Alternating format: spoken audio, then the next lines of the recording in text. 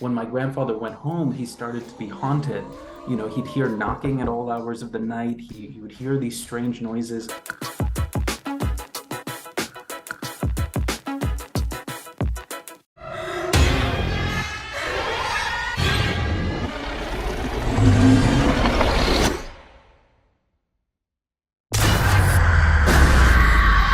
I hear there's a real story behind the movie. Can you share that with us? There actually is. The real story that inspired the movie is a story that my grandfather told me when I was younger. And supposedly, as a young man in India, he went to a family friend's house, and the family friend had a daughter, and the daughter would carry around this mason jar, and she would talk to it. It was empty, but she would talk to it.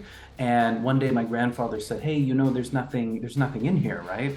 And she got mad at him, and she opened the lid and flung something at him. And of course, nothing came out. But when my grandfather went home, he started to be haunted. He'd hear knocking at all hours of the night. He would hear these strange noises. And one time he left a pack of peanuts out on the table. And when he turned around, he heard chewing. And when he turned back, all the peanuts were gone. So he was out. He immediately ran out of there. And this was a story he told me all of his life. It was my favorite ghost story that he told. I just thought, I want to make this into a movie. I want to bring this kind of folklore and this kind of ghost story. When Tamir and I were kids, my mom used to tell us stories. Oh, that's so creepy.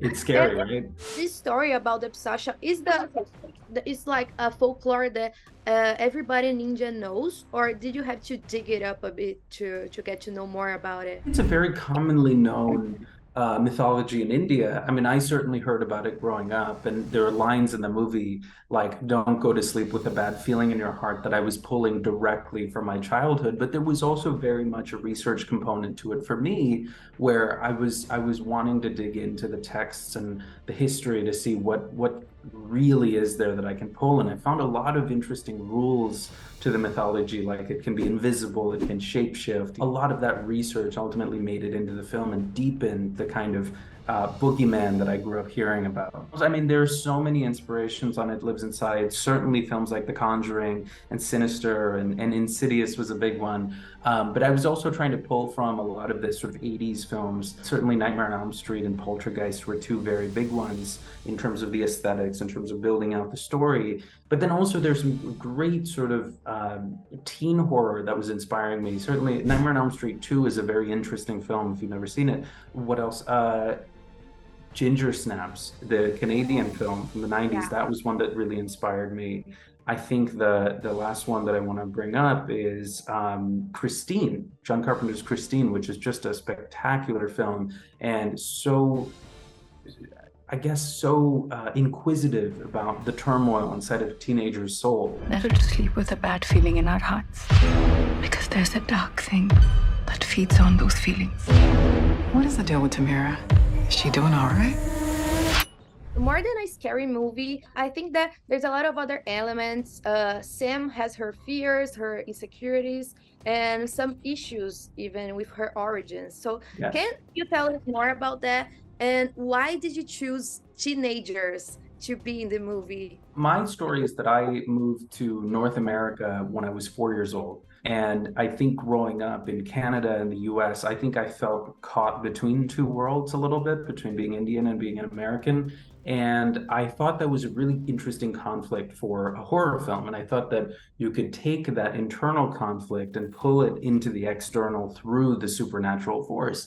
And my experience was very much that I had to synthesize the two pieces of my identity. And people ask me now, is the movie an Indian film, is it an American film? And I think it's an Indian American film, just like I am, right? And I chose teenagers because I think that's the time that those identity issues are the most, turbulent. I felt like I went to college and then all of a sudden it all came together more. I felt more accepting of myself, whereas in high school, there was a big feeling that you have to be like everybody else. So I think I picked it because that's where the conflict would be at its most intense. There's something in here. You can't see it. But it lives inside. I think it's amazing that we only see her. I don't know if I should say her or him I or think you he. can say he. I think he's a Yeah. pretty much a guy. Yeah. I was wondering because in the beginning you only imagine how he looks like. This thing of not seeing the creature, it's pretty Right. creepy. So I want to know how did you think about that? Do you think these horror movies are like more sinister when you don't actually see the creature and then you introduce it in the end? Personally, I definitely think so. And for this one with the monster movie, I was certainly pulling from Alien and Jaws and that kind of approach.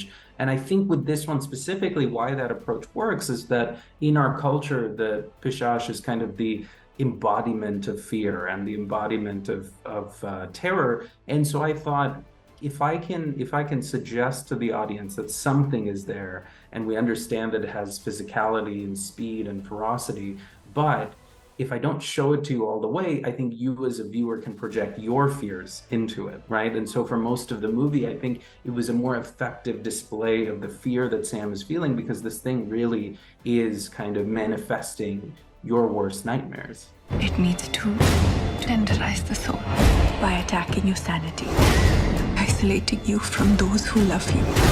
And if anyone tries to help you, it will hurt them. What was your inspiration to create this monster, this demon? There were so many sources that I was pulling from, and I worked with a brilliant creature designer, Todd Masters, who's just been in the industry forever and has created so many great monsters. And Todd and I talked a lot about, first of all, the cultural art that exists, right? The illustrations of the Piशाch. So how do we modernize that? How do we bring it into 3 dimensions and make it feel real? And then I was also pulling from a lot of my favorite horror movie monsters, the 80s monsters. We were thinking a lot about the physicality, the texture that fed into the very practical oriented approach that we took. Why are you whispering? It's listening.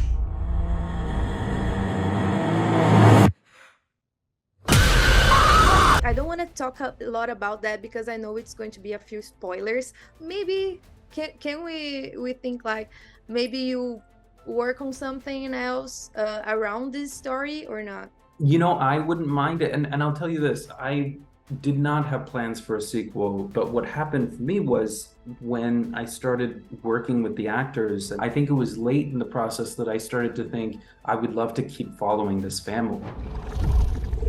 When it's ready,